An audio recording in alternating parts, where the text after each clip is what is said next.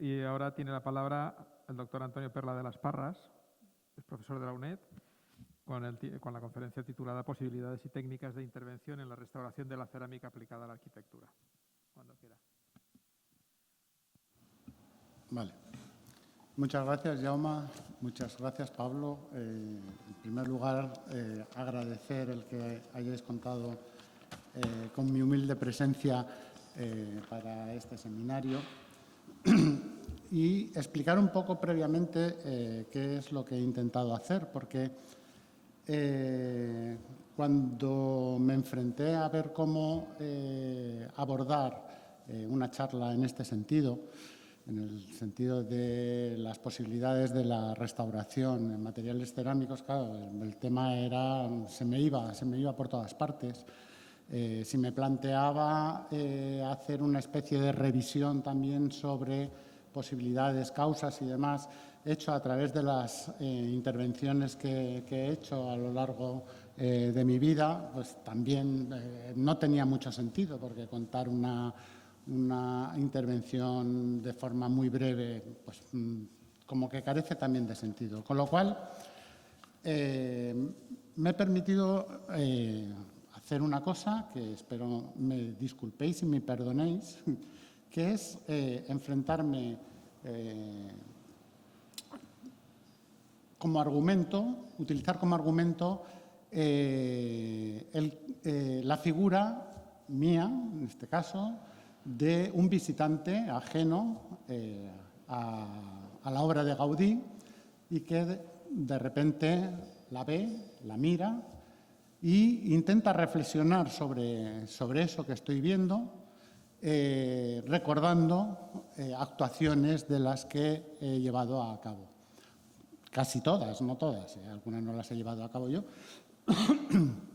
de tal forma que intento y quiero y pretendo que nadie se sienta atacado por lo que pueda decir ni por las reflexiones, es decir, únicamente lo utilizo como instrumento y como vehículo. Y para ello, claro, pues lo que he hecho ha sido no solamente colocarme en la figura de un simple viajero que mira, sino que lleva un documento en la mano, claro, porque si no es hilar. Este discurso es algo un poco complejo. Entonces, he utilizado un instrumento y vuelvo a decir lo mismo, es decir, es un instrumento, sin más. Pero he utilizado un artículo que apareció publicado, creo que en 1994, sobre la restauración del Parque Güell. Lo publicó l'Informatiu, que es, y perdonadme, ya sabéis que no soy catalán, la publicación del Colegio de Arquitectos Técnicos y Aparejadores de Barcelona, ¿vale? En él escriben los distintos personajes que intervinieron en la actuación, comillas, restauratoria, que se llevó a cabo entre, si no me equivoco, entre 1987 y 1994. Y lo primero que me llama la atención, bueno, este es un artículo que siempre me ha estado rondando en la cabeza, la verdad es que no es la primera vez que hago uso de él. Y lo primero que me llamó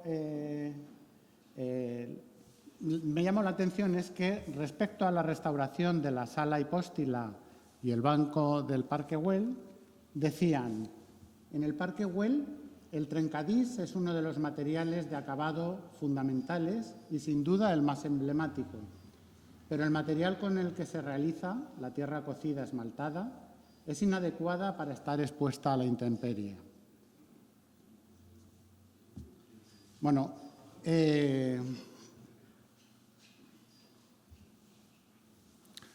obviamente, hablar de que la cerámica, así, sin más, es un material inadecuado para estar expuesto a la intemperie, pues claro, lo primero que me vino a la cabeza son decir, voy a buscar inmediatamente ejemplos.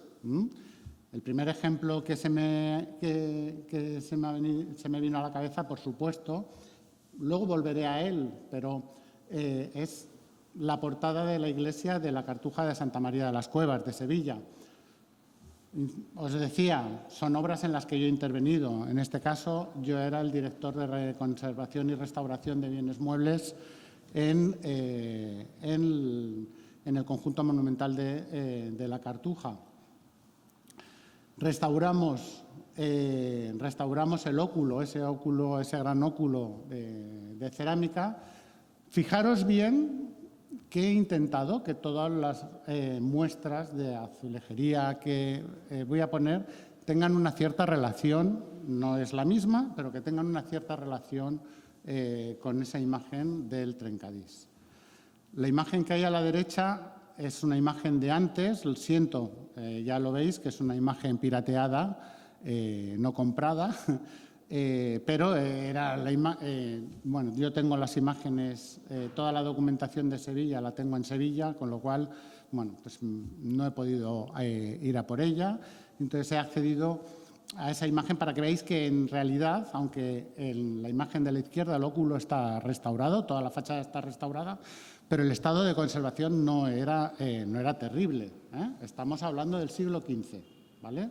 Y la imagen de Alamy, la de la derecha, tiene que ser de alrededor de 1889-1890, que es cuando intervenimos en este elemento. Bueno, ya os digo que hablaré un poco más adelante, volveré a hacer una mención de este óculo. Pero claro, decía, bueno, vale, ¿qué pasa? Que Sevilla, el clima es más benigno, estamos en la latitud sur. Vale, vamos a buscar otro ejemplo. Otro ejemplo, no solamente ubicado en un sitio con una climatología más adversa, más complicada, sino además otra época. Y me fui a otro de los edificios en los que también intervení, en este caso en la redacción del proyecto de restauración de las fachadas y haciendo una asistencia técnica a la dirección facultativa en lo mismo, en la restauración de las fachadas, desde el Ministerio de Cultura entre los años 1990 y 1992. Todos sabéis, Ricardo Velázquez Bosco, cerámica de Daniel Zuloaga y Parque del Retiro de Madrid. El pabellón, que era el pabellón central para la Exposición Nacional de Minería, Artes Metalúrgicas, Cerámica, Cristalería y Aguas Minerales, de 1883.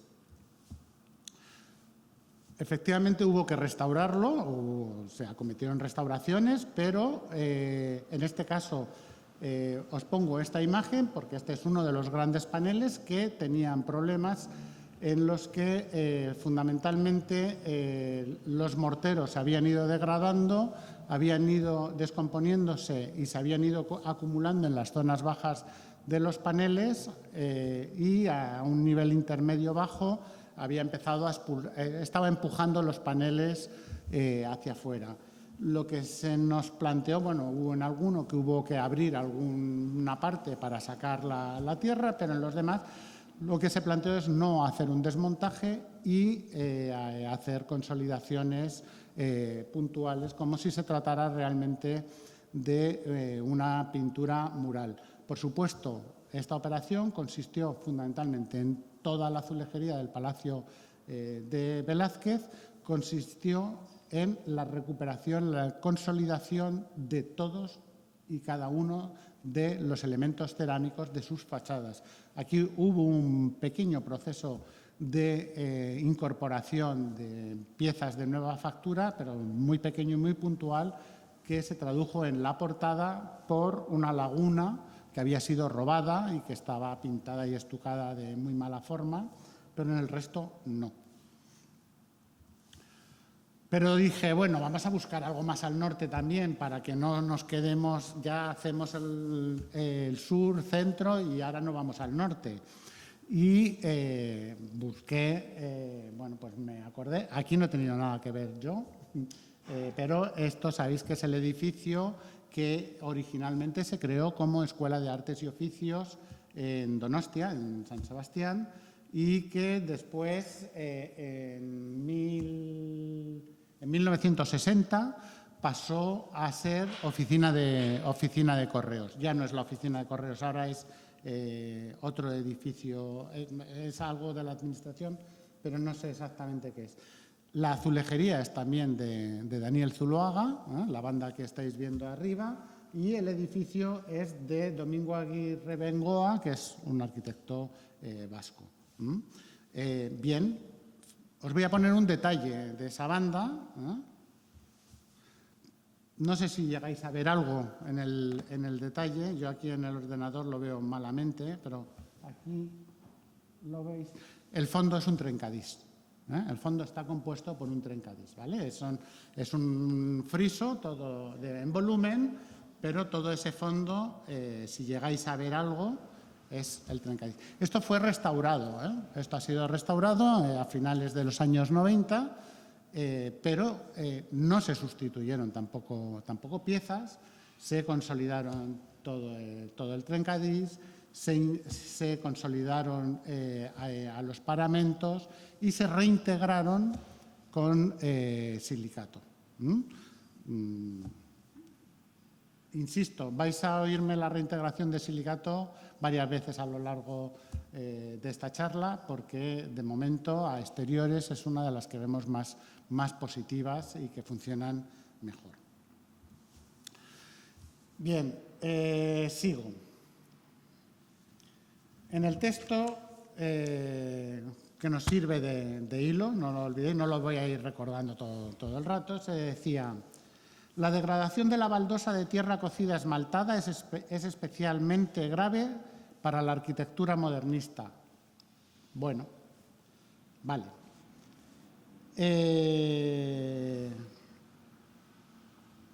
Pero más adelante dice: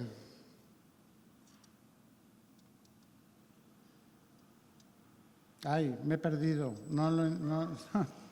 Vale. Más adelante dice que, explica que en el texto, es que no encuentro la frase literal, no sé qué he hecho, pero ha sido marcármela mal, pero dice que la intemperie, el agua, la humedad, que no es adecuada para estar en fachadas. Y entonces automáticamente me acordé de una obra que además hace poquito en otra charla la tuve que sacar a coalición, que es la restauración del antiguo Hospital de Jornaleros San Francisco de Paula en Maudes, en Madrid. Esta es una obra a la que yo le tengo un especial cariño por muchas cosas. Bueno, sabéis que es una obra de Antonio Palacios, que ejecuta entre 1908 y 1916. Y yo le tengo un especial cariño porque fue la primera obra en la que intervine, nada más salir de la facultad, con el arquitecto Andrés Perea. Siempre he dicho, y se lo he dicho a él también muchas veces, que no acabo de entender, nunca he acabado de entender por qué creyó en un chaval jovencito que acababa de salir de la facultad y que le contaba toda una serie de cosas. La verdad es que, bueno, la clave fue que entonces acababa de descubrir que la cerámica del edificio de Maudes, la de exterior, era de Daniel Zuloaga, y entonces, bueno, pues le cambió los parámetros y a partir de ese momento se recuperó y se restauró toda la azulejería que había en el hospital. A pesar de que había arquitectos que abogaban porque la azulejería de los arrimaderos del interior, que era sevillana, de repetición, no tenía carácter, valor artístico como para ser restaurada. Pero finalmente, bueno, pues yo era muy jovencito, era muy atrevido y creo que sigo siendo bastante atrevido, pero me enfrenté a los mayores y conseguí defender y mantener esa cerámica. Bien, pues, pero esta imagen del patio fundamental, del patio central sobre el que se articula el eje, la X del hospital, Os la traigo porque esta fuente cuando yo la conocí estaba como está ahora, llena de agua. Por supuesto, llena de mierda, pero llena de agua. Y el trencadís que tiene es el suyo. Solo se había deteriorado la parte donde se producía la evaporación del agua. Este trencadís sigue siendo el suyo. O sea, no se ha hecho prácticamente casi nada. Lo que sí se hizo es que el borde perimetral estaba muy deteriorado, con muchas lagunas, y se rehizo. En ese caso, se rehizo la parte superior, pero el resto está tal cual. Y entonces yo marqué una condición para la fuente. Dije, esta fuente se mantendrá y se aguantará si siempre sigue con agua, si no la pierde. Y siempre, bueno, a pesar de que han cambiado los gobiernos y demás, la fuente siempre ha seguido teniendo agua y la fuente sigue manteniendo su trencadís en buen estado.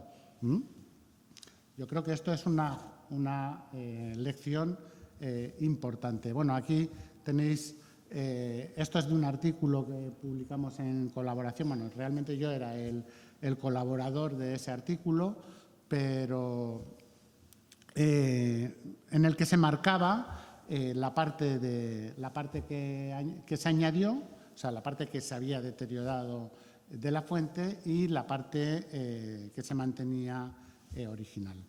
Y os decía, yo era muy atrevido y, bueno, tan atrevido que Andrés me incorporó al equipo de dirección como asesor de la restauración del edificio, y una de las cosas que vimos fue que las enjutas o las albanegas, que las veis aquí, ¿vale? Pues realmente todas las, en estas no se ven otras, ¿vale? Todas las enjutas del edificio estaban sin acabar. Y estaban sin acabar literalmente, es decir, estaban unos ladrillos mal puestos. Obviamente era evidente que esos ladrillos no eran un acabado pensado para ser visto, algunos con unos restos de revoco encima, pero solo restos, y en dos de las torres de las alas tenía estos trencadís hechos en las enjutas. Una pieza de las de gota de agua, que son las que hay en toda la fachada, y luego material reutilizado en trencadís. Y decía, yo, bueno, aquí veis otra fotografía. Bueno, realmente no se ve bien en esta, pero toda es... ¿El cursor está por ahí? Sí, ¿no? Bueno, pues todas estas enjutas pequeñas, grandes y demás se veían perfectamente sin acabar. Y Andrés me dijo que hiciera el proyecto para completar todas las enjutas. Y lo completamos. Hicimos todas las enjutas, por eso digo, todas no. Llegó un momento en que me dijo, estas no. Digo, vale. Entonces reprodujimos el trencadís. Esto, por supuesto, no es una restauración del material, es una interpretación del espacio. Y yo soy total y absolutamente consciente. Y Andrés, por supuesto, lo era más y más que yo, por supuesto. Tanto que me llegó a decir la fachada de la iglesia estaba en muy mal estado y había sufrido mucho, y me dijo, no, quiero que recuperes el trencadís, aquí no se ve entero, pero quiero que recuperes el trencadís de toda la iglesia. Y lo hicimos. No lo reprodujimos porque no existía ni un solo testimonio. O sea, lo único que sabíamos es que no se había hecho. Se discutió mucho, esto sí, y se decidió, bueno, nunca se llegó a hacer. Éramos conscientes y así ha quedado escrito, pero se hizo nuevo. Se hizo los que sí están registrados, los que sí existían, los que se mantenían en las torres, se saben exactamente cuáles eran los que se conservaban. Y está documentado el estado en el que estaban.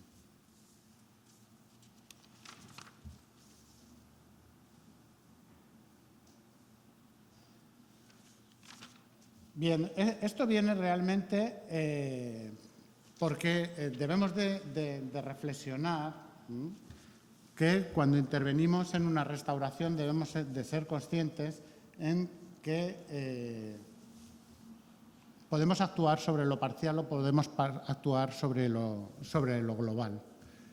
Y lo parcial nunca debemos de entenderlo como algo separado de lo global, aunque podamos actuar sobre lo parcial y podamos actuar sobre lo global. Y esto no lo podemos perder de vista, ¿eh? No podemos perder de la cabeza que cuando estamos actuando sobre lo parcial estamos interpretando toda esa globalidad. A veces tomamos determinaciones, es decir, no necesitamos restaurar, y ahora lo utilizo el término no en el conservador restauratorio, sino restaurar la imagen de aquello que se ha ido perdiendo o degradando, como os ponía con el tema de Maudes, sino que lo único que nos tenemos que limitar es a conservar lo que está y mantenerlo tal cual, sin reinterpretar sus lagunas. Esto es la intervención que hicimos en la sala capitular de la Cartuja de Santa María de las Cuevas, en la que, bueno, lo que teníamos era todo un conjunto de azulejería muy parcial, como estáis viendo. Esto es solo un fragmento, ¿eh? Esto es un fragmento de todo el conjunto, pero todo el conjunto estaba en este estado, y en el que decidimos no reintegrar nada de lo que faltaba, solo consolidar. Pero esto somos conscientes que es una reinterpretación también de ese espacio. O sea, nosotros cuando hicimos esto y cuando decidimos esto, estábamos decidiendo que ese espacio se viera así.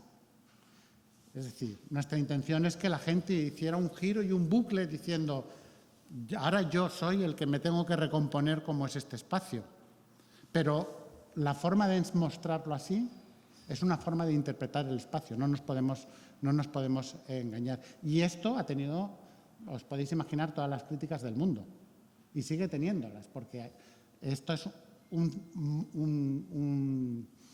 una decisión que no entiende ni mucho menos todo el mundo. Pero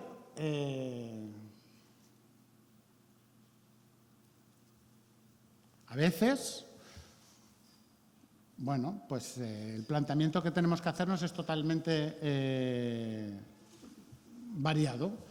Esto es una intervención que hicimos en un antiguo palacio de la Plaza de los Buzones en Toledo. Es un palacio del 16-17, reconvertido, como la mayoría de las casas palacios de Toledo, en el 18 en casas de vecinos. En este edificio intervenimos en muchos elementos. En esa escalera que estáis viendo ahí también. Pero esto es el pozo. No es un pozo, realmente es un aljibe, ¿vale? Y veis que en el paramento, en la azulejería que hay de fondo, decidimos dos cosas. Aquí hay 4 piezas hechas nuevas en la laguna, y el resto, fijaros cómo están reintegradas, no sé si se llega a ver, están reintegradas solo por mancha, con el color del bizcocho. Sin más, no hace falta reintegrar nada. Es decir, es una reintegración neutra que absolutamente pasa, hay que ir fijándose dónde está, y pasa total y absolutamente desapercibida. Lo que hay abajo es un puteal romano, utilizado como brocal del aljibe después, ¿vale? Y en ocasiones lo que nos tenemos que plantear es distinto. Esto es el claustro procesional del convento de Santo Domingo el Real en Toledo. pone que es también el Comendadoras de Santiago porque en 1935 las Comendadoras de Santiago abandonan el convento de Santa Fe y le compran a las monjas de Santo Domingo una parte de su convento, donde estaba el claustro mayor, que es el procesional, y se asientan ahí, lo convierten en su convento en un año fatídico porque entran justo en el 36 y les pilla toda la guerra y las consecuencias, y sobre todo las consecuencias de después de la guerra, con ciertas acciones restauratorias no muy agraciadas. Bien, este claustro es conocido como el claustro de la Mona y en el 2006, fue en el 2005, cuando en el 2005 me piden que vaya a ver el claustro y que están interesados en saber si se puede hacer algo o no se puede hacer nada, bueno, yo lo que me encontré fue un claustro muy grande con un arrimadero de cemento, trepando las humedades hasta el techo. Siguen trepando, siguen trepando. Pero con bombonas de butano, somieres, bueno, y ni un azulejo, miento. En un pilar había un panel rehecho raro, pero ningún azulejo en las paredes. Y entonces me enseñaron debajo de una escalera, iba a decir cientos es una exageración, pero muchos dieces de cajas de madera, de fruta, llenas hasta arriba de azulejos mal puestos. Azulejos y azulejos hasta arriba. Y entonces empezamos a sacarlos.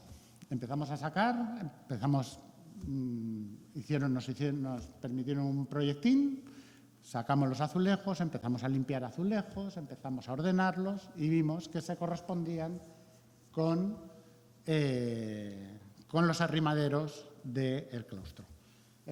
Estos arrimaderos fueron diseñados y realizados por Diego de Alcántara, el arquitecto de la Catedral de Toledo, en 1587. Y sabemos además, por los textos, porque se conserva el contrato por el que se le encarga al azulejero Sebastián Morales la ejecución de los paneles, siguiendo las trazas que Diego de Alcántara le había marcado. Las trazas estaban pintadas en la pared y estuvieron pintadas en la pared en Almagra hasta 1980, que desaparecieron. Bien, empezamos a desplegar y esto que estáis viendo aquí en el centro es uno de los paneles. Es decir, lo que es un modelo. Este panel tiene 200 azulejos, creo que es, y es un modelo que se va repitiendo todo el rato. Este concretamente está entero, solo le faltaba un azulejo que está por ahí, un azulejo blanco, nada más. Todo lo demás estaba completo. De hecho, está montado en un sistema autoportante. No está montado como todo el resto del arrimadero, es decir, está montado sobre un sándwich de fibra de vidrio y poliéster con alma de nido de abeja de aluminio, que es el que ya sobradamente conocido utilizamos para todos los sistemas autoportantes desde hace mucho tiempo. Pues yo creo desde que empezamos a usarlo en la Cartuja, sí, que utilizábamos los de Aerolam, y ahora bueno, pues hay otros con características menos, ¿cómo se dice? Menos tecnológicas, pero vamos, igual de efectivas. Bien, este lo montamos en un autoportante, está montado realmente en 3 autoportantes y veis el escudo y los floreros también están en autoportantes para que si en un momento determinado se quieran analizar, trasladar o lo que sea, se puedan desplazar. El resto del claustro está montado, lo que se hizo fue, bueno, un segundo porque yo creo que el resto se ve aquí. El resto, veis el corte que hay en la parte de arriba, en horizontal, vale, pues es un delta PT, una lámina plástica de tipo de huevera, que separa, aísla la pared, tiene el respiradero en la parte de arriba y se introduce en una cámara perimetral que va alrededor de todo el claustro para permitir la transpiración. Insisto, esto, no obstante, aunque ha permitido mejorar en la mayoría del claustro los problemas de humedades, en esta pared concretamente donde está, que estáis viendo, no ha conseguido salvarlos del todo, porque esta pared está dando a la iglesia y la iglesia, el suelo de la iglesia está básicamente por este nivel, a esta altura, y ha seguido manteniéndolo. Bien. Pero antes de eso, cuando pudimos desplegar toda esa azulejería, lo que vimos es que teníamos el claustro completo.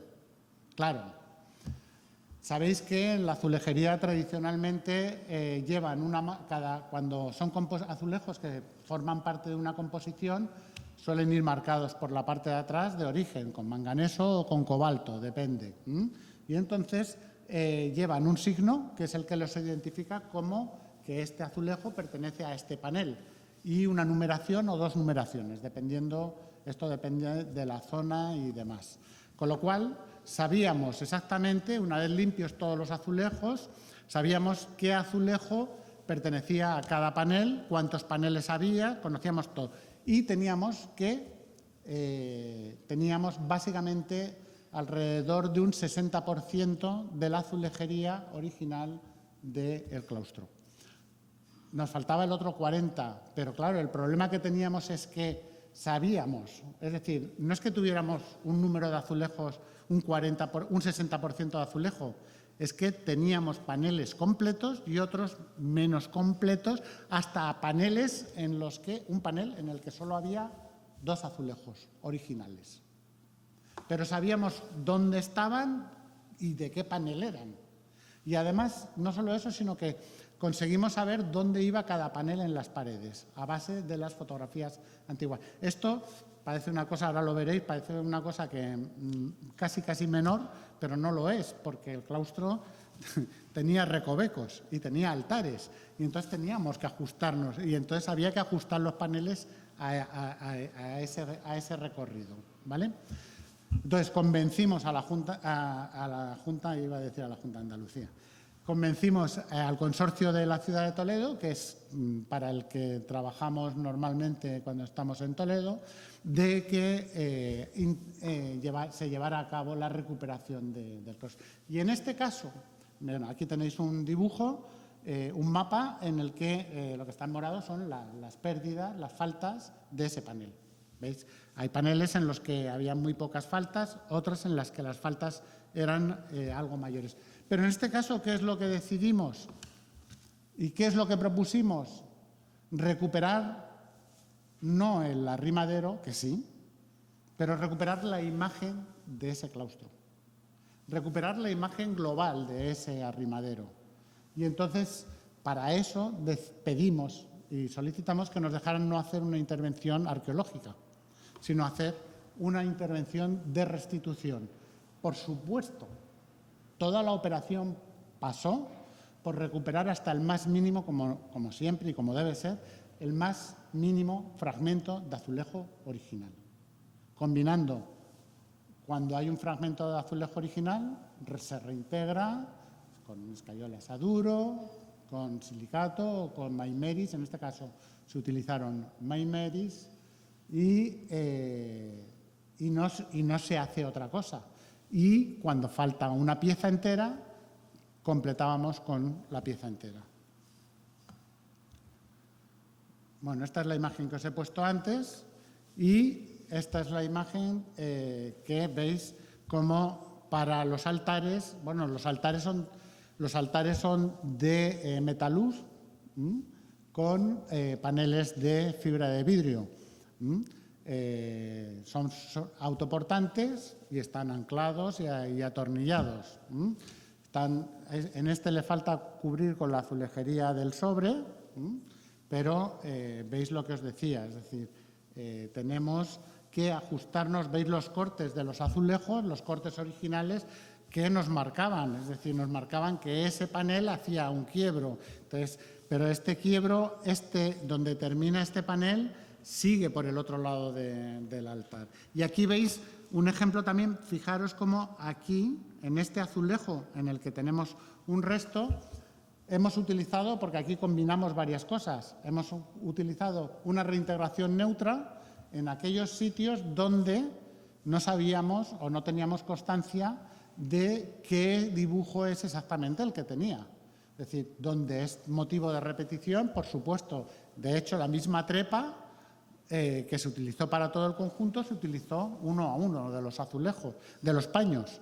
Pero en los altares, cada uno tenía elementos distintos. Y entonces, donde no lo sabíamos, se utilizó una reintegración neutra. Donde sí se sabía, se completó. Veis aquí, bueno, una de las cosas que pasamos fue bastante frío, porque aquí pasamos verano e invierno. Esta obra duró un par de años. Y veis cómo lo que se está haciendo es reintegrar las lagunas que se han reintegrado volumétricamente previamente de los azulejos. Las lagunas que veis aquí son las que se reintegraron con piezas nuevas, pero veis cómo en determinados elementos lo que se ha reintegrado es una reintegración neutra. Nos ocurrió una cosa, y es que las monjas fueron suficientemente conservadoras como para que recogieron hasta el más mínimo fragmento. O sea, hay azulejos de este panel concretamente que están en 6 trozos y encontramos los 6 trozos. Los 6 trozos en cajas distintas, eso sí. Para no ponerlo fácil, no. Pero pudimos unirlos y juntarlos. De este claustro, de hecho, hace poco ha estado unas piezas del claustro en una exposición pertenecientes a una colección privada.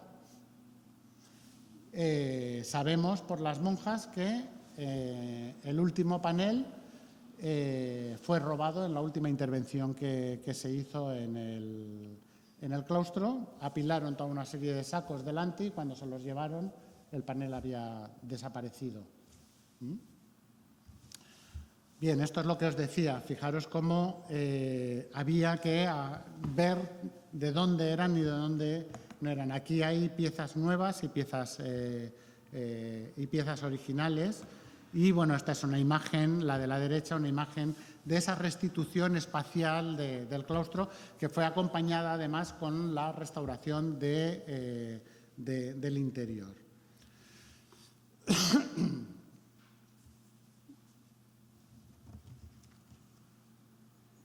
Bien, vuelvo al texto original y en el texto, al texto con el que había empezado, y dicen: por lo que respecta al banco, volvemos al Parque Güell, los problemas se repiten a mayor escala.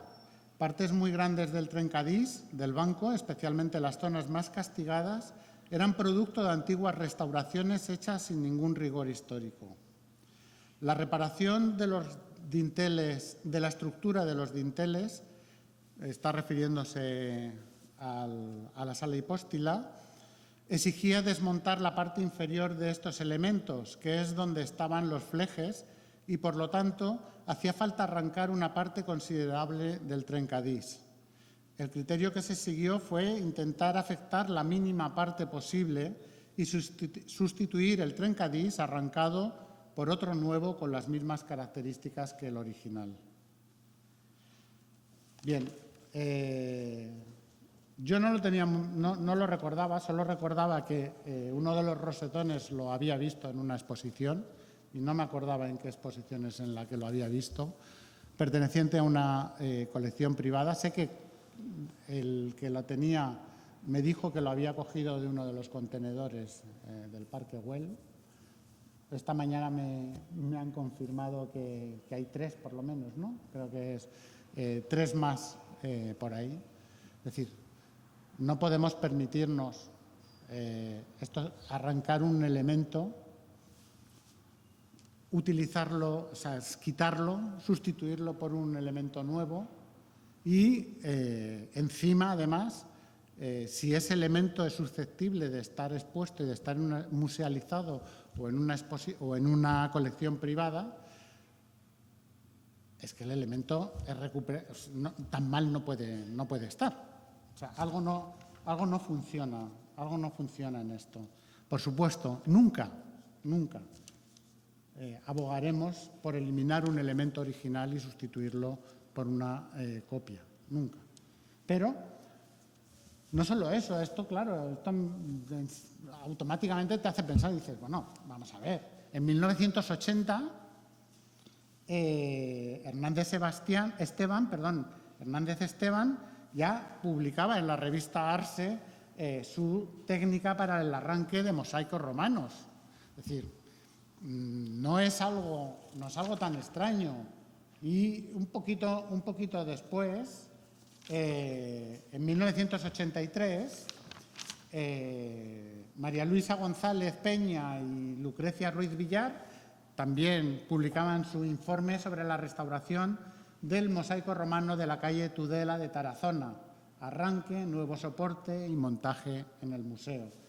Es decir, las técnicas de arranque, pues las conocemos, las de mosaicos, las conocemos. Esta mañana nos hablabais de los mosaicos.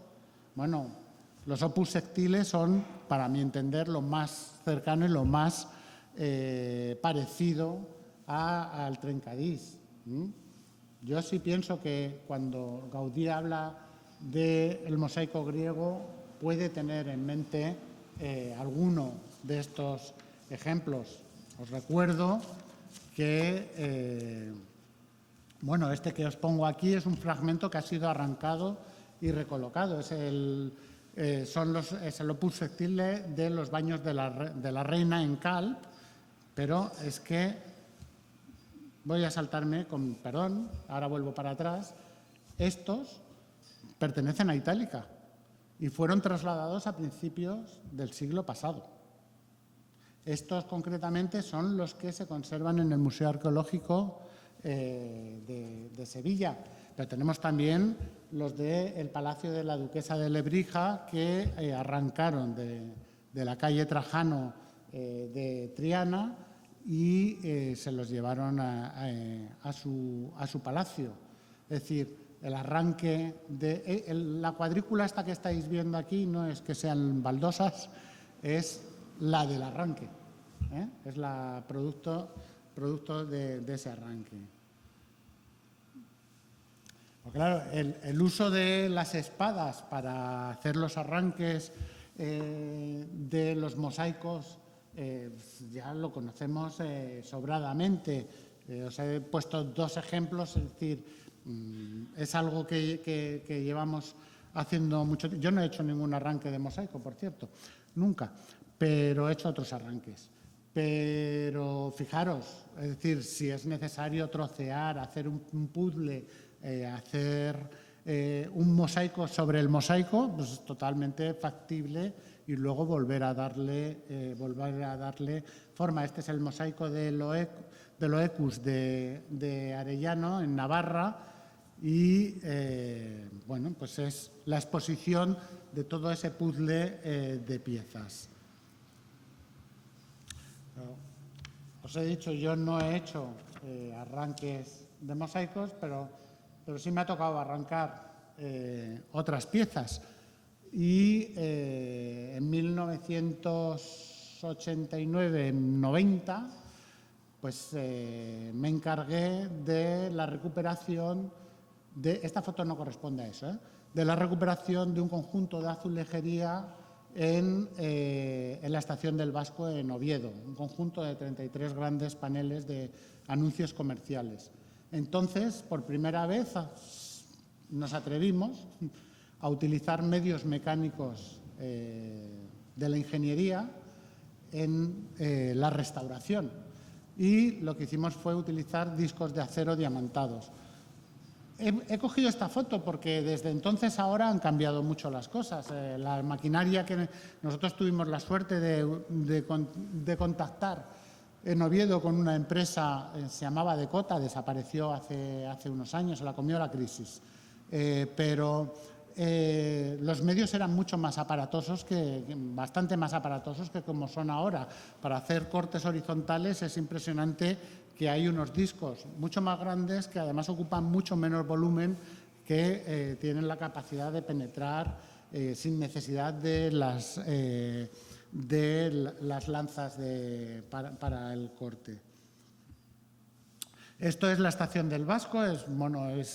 Fue una historia un tanto desgraciada porque era una estación de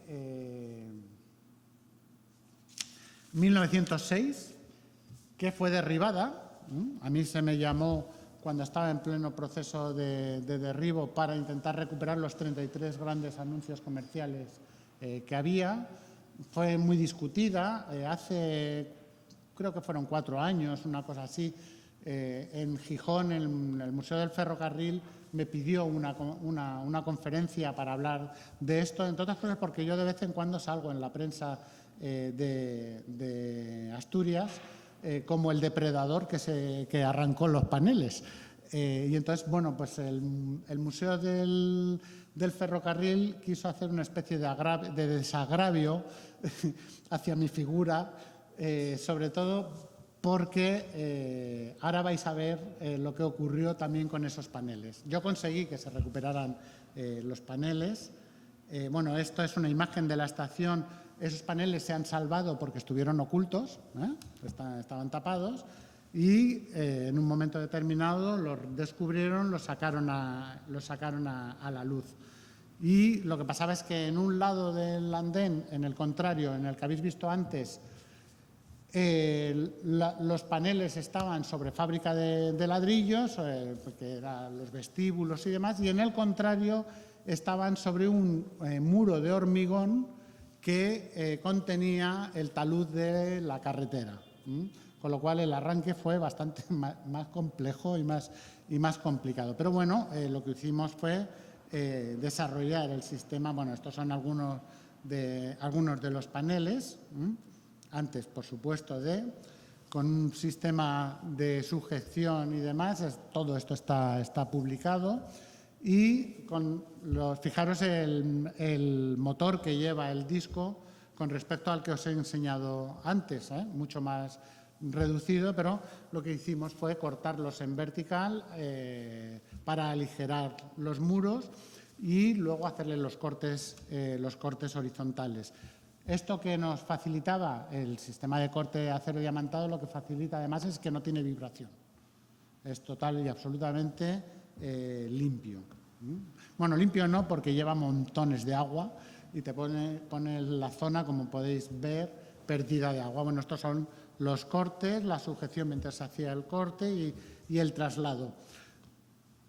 Esto se hizo en unas condiciones muy rápidas, había muy poco tiempo para hacerlo, y lo que marcamos fue que en el proyecto posterior lo que dije es que no convenía que pasara más de un año hasta que los paneles, que no pasara más de un año para que se intervinieran los paneles. Que en ese plazo, que por favor que se desarrollara el proyecto. Esto fue en 1990, en febrero o marzo. A la fecha de hoy se han hecho algunos, pero se han empezado a hacer hace como 5 años, una cosa así. Estos son algunos de los que se han intervenido. Se les ha quitado lo que les quedaba por detrás no se ha contado, en esto yo no he tenido nada que ver, porque yo para esto ya no existía. Y se han montado en la nueva estación, se han ido colocando. Una de las razones por las que el Museo del Ferrocarril me llamó hace 4 años era precisamente porque yo defiendo que, es fundamental que se hagan los 33 paneles y que es fundamental que todos estén juntos. ¿Por qué? Porque hay anuncios que son muy vistosos, que son estos, pero hay anuncios que solo tienen letras, que solo tienen textos. Y ya sabéis lo que ocurre. Eso es lo que es menos llamativo y lo que es más fácil ir dejando de lado y que no entren dentro de ese conjunto de patrimonio. Si no me equivoco, bien, este es el estado en el que hace 4 años estaban los paneles. Este señor que está aquí montado está encima de los paneles, porque nosotros entonces los depositamos en un almacén provisional en donde siguen. Cuando hicimos la intervención, con razón, se montó un fuerte debate y un agrio debate entre los defensores del patrimonio industrial, entre los que me encuentro, y los que habían decidido el desmontaje de la estación, pero después se callaron. Y con el que jugaron de vez en cuando al pim pam pum fue conmigo, pero precisamente los defensores del patrimonio industrial. Pero luego se callaron, y ya el que esto esté aquí y nadie haga nada, esto ya no cuenta. Esto de vez en cuando a alguien se le ocurre. Bien, hay otro sistema, porque poco después de hacer ese tuvimos que intervenir también en la recuperación de otro conjunto, que es el claustrillo mínimo, claustro mudéjar de la Cartuja, de Sevilla, en el que nos encontrábamos ante, paso de imagen para que la veáis, nos encontrábamos ante un arrimadero de transición entre el siglo XV y el XVI. Sabemos además que es eso por toda una serie de características, que se estaba deshaciendo.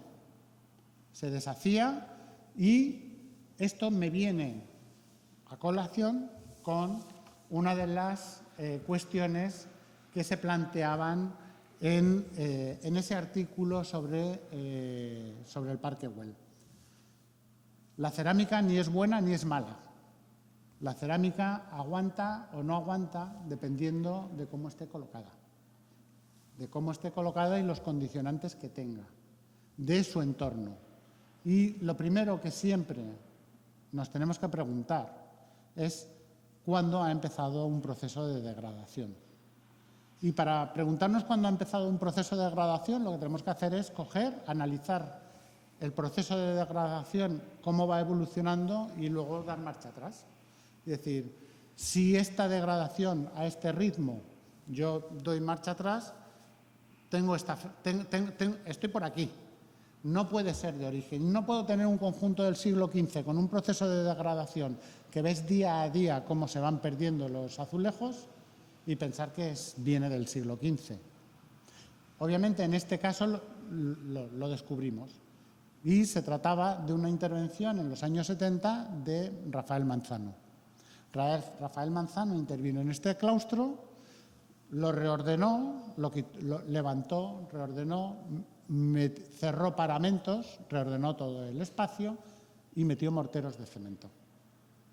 Y esa fue el finiquito de ese conjunto que se pretendía conservar.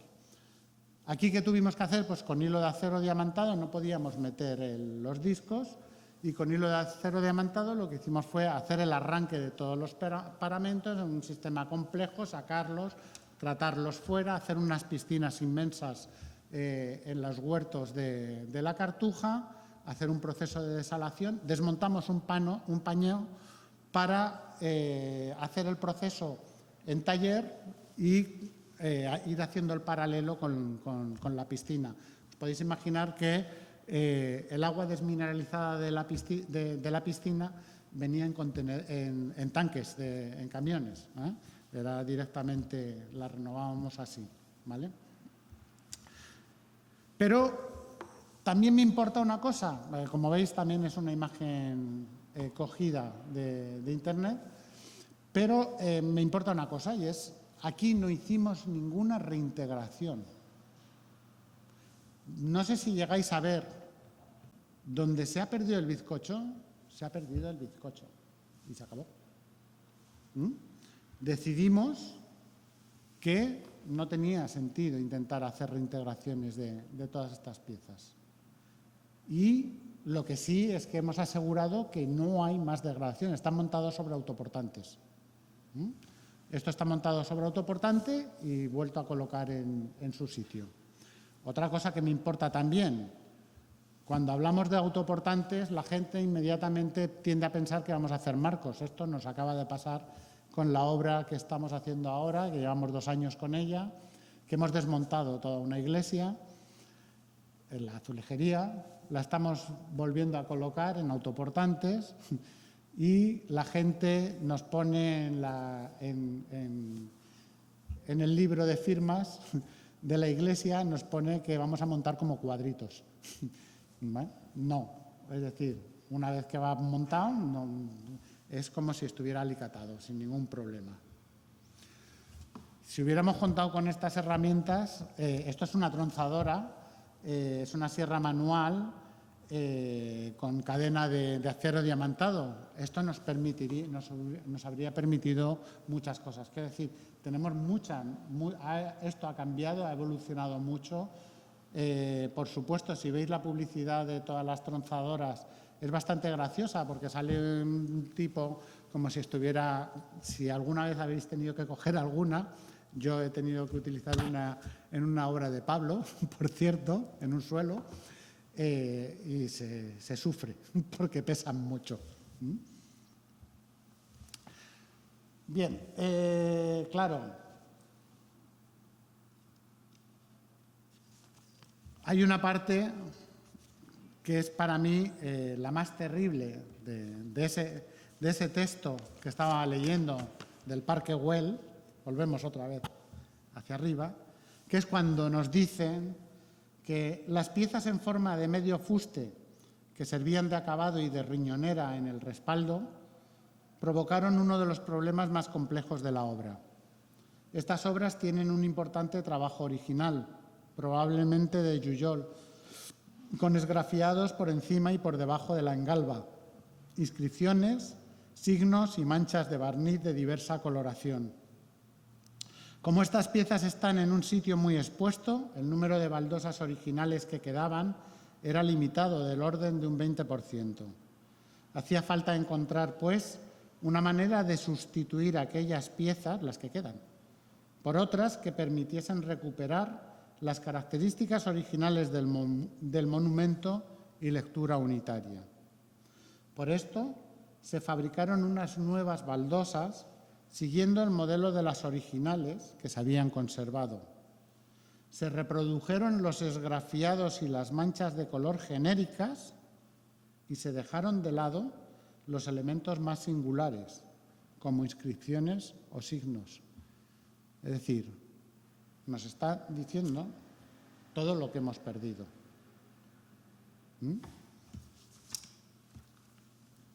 Claro, no he querido leer este texto sin intentar hacer un poco de justicia con una imagen de cómo realmente estaba el banco. No es justificativa, pero sí creo que debemos de tenerla para enjuiciar lo que estaba ocurriendo.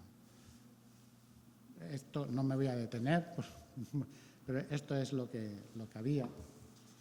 Pero antes se han hecho varias menciones. Obviamente, insisto, soy un viajero, y voy y veo y miro.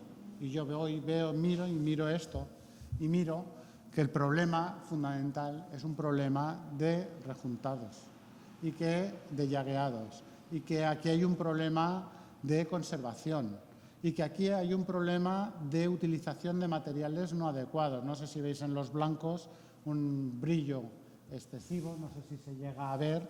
Está claro que se ha utilizado un material total y absolutamente plástico. Insisto, esto es acá he tenido que utilizar imágenes también. Como veis, yo no he ido a buscar nada, he ido a internet a sacarme las imágenes, porque con la pandemia no he podido viajar a Barcelona. Pero fijaros cómo están los llagueados. Esto y los que habéis tenido, los que os ha tocado intervenir en esto, lo sabéis. Este es el verdadero problema. El problema no es la cerámica. El problema es la conservación de esa cerámica y cómo está. Esto es lo que va produciendo. Insisto, yo solo estoy mirando, ¿eh? Pero esto es lo que va produciendo que los vidriados, que el agua penetre, que los vidriados salten, que se levanten, que ocurran estas cosas. Y diréis, anda, ¿por qué? Pues, esto es la Torre Eiffel. Y dejadme que lea un trocito de Gustave Eiffel, cuando en 1900, se acababa de inaugurar un año antes la torre para la exposición, escribió un libro recomendando lo que había que hacer para mantener la torre. Y dice, debemos insistir en la importancia de la pintura en la conservación de una obra metálica y de que cuanto más meticuloso sea el trabajo de pintura, mayor será su vida útil. La Torre Eiffel se pinta cada 7 años y el trabajo de pintado de la Torre Eiffel dura 18 meses y se hace desde abajo hasta arriba. Es decir, prácticamente cada 5 años y medio se vuelve a pintar la torre, retirando las pinturas que están en mal estado. Luego han cambiado muchas cosas, ¿eh? Han cambiado las formulaciones de las pinturas, no demasiado, ¿eh? Porque no han querido atreverse a meter elementos nuevos, pero algunas han cambiado. Sigue estando prohibido pintar con pistola, solo está permitido pintar con brocha. Es decir, ¿cómo se llama esto? Mantenimiento. Esta es la clave. Y si no nos la metemos en la cabeza y estamos hartos de reclamarla, seguiremos teniendo que enfrentarnos otra vez a intervenciones sobre intervenciones hechas sobre intervenciones. Os he dicho antes, os iba a volver a poner el óculo de la iglesia de Santa María de las Cuevas. Recordar, antes lo veíais, bueno, aquí nos costó mucho.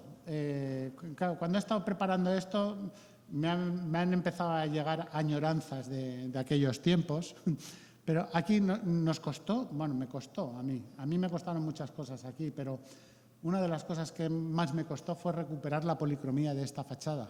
No me dejaban. Y tuve que luchar con uñas y dientes defendiendo que era la policromía original frente a historiadores y arqueólogos también. Bueno, al final conseguí que me dejaran recuperarla, pero si le he traído esta imagen de detalle es porque aquí hay piezas que están reintegradas al silicato, muy poquitas, hay muy pocas, pero siguen en perfecto estado. Y esta intervención se hizo en el año 1889. 1900, sí, perdón, no soy tan viejo. Gracias, Jaume, por lo que te toca también, ¿no? 1989. Es decir, las reintegraciones al silicato siguen manteniéndose en perfecto estado. Y aquí ocurrió lo mismo. Esta es la puerta de tierra, sabéis que es la puerta interior. Al otro lado, en el lado opuesto, está la puerta del agua, que es la que da al río. Y aquí ocurrió lo mismo, es decir, aquí se reintegró esas faltas, esos elementos barrocos que veis de azulejería recortada, acompañando las formas, están reintegradas al silicato también, con escayola esaduro y al silicato. La escayola esaduro, ya os digo, funciona perfectamente al exterior, la tenemos comprobada. También funciona los morteros de cal para reintegrar encima, pero a mi gusto son menos manejables para ciertas reintegraciones. Pero bueno, y funcionan, y siguen funcionando. Y quiero hacer una reflexión con el tema y con la cuestión de la reintegración sobre la que os digo.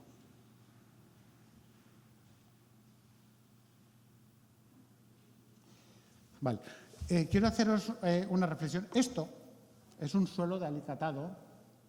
Este es el suelo del convento de... ay, que se me ha ido el nombre. Es de Toledo también.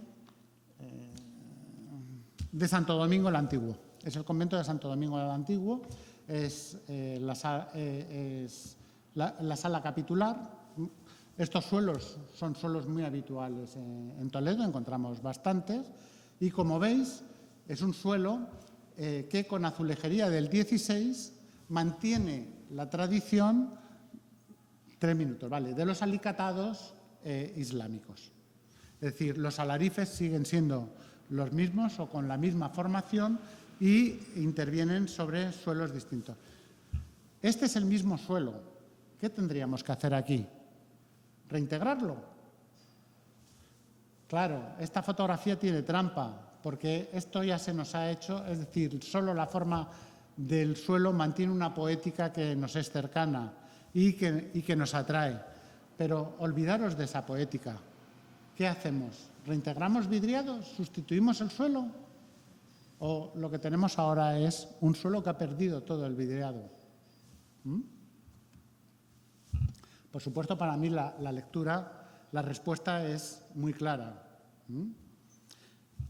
Esto es también Toledo, para que veáis otro ejemplo. Esto es el convento de Gaitanas, es un rellano de una escalera y, bueno, en la foto de la derecha está la restauración ya terminada con una lámina transparente encima de protección, como hay aquí en el museo, para poder pisarla sin que se deteriore. Podríamos hablar de muchas cosas porque la zona de desgaste es la zona pegada a la esquinita, que es por donde pasan las monjas, pero veis que no hace falta reintegrar los vidriados. Es decir, sencillamente sirve. Y para terminar, he querido, bueno, esto es Piedra Escrita, es el proyecto en el que estamos, del que os he mencionado antes, que llevamos 2 años y que hemos desmontado todo esto que estáis viendo aquí, solo la mitad. Hemos desmontado todo este conjunto, bueno, es menos de la mitad, porque no llegáis a ver todo. En este desmontaje, además, hemos recuperado 700 azulejos que estaban almacenados en un altillo impracticable para preservarlos en la cubierta, del que hemos recuperado absolutamente todos los fragmentos, insisto, todos los fragmentos. ¿Veis el fragmento que está a la izquierda? Lo veréis raro porque está todavía secándose, pero veis que hay 2 trozos de un azulejo que se reintegran y que son... y eso es la recuperación del propio material. Y para terminar, pues termino con el juicio final. Esto es lo que está pendiente ahora de montaje. Todo el resto ya llevamos bastante avanzado el montaje. Y nada más, creo que nada más. Sí, nada más. Muchas gracias por vuestra atención.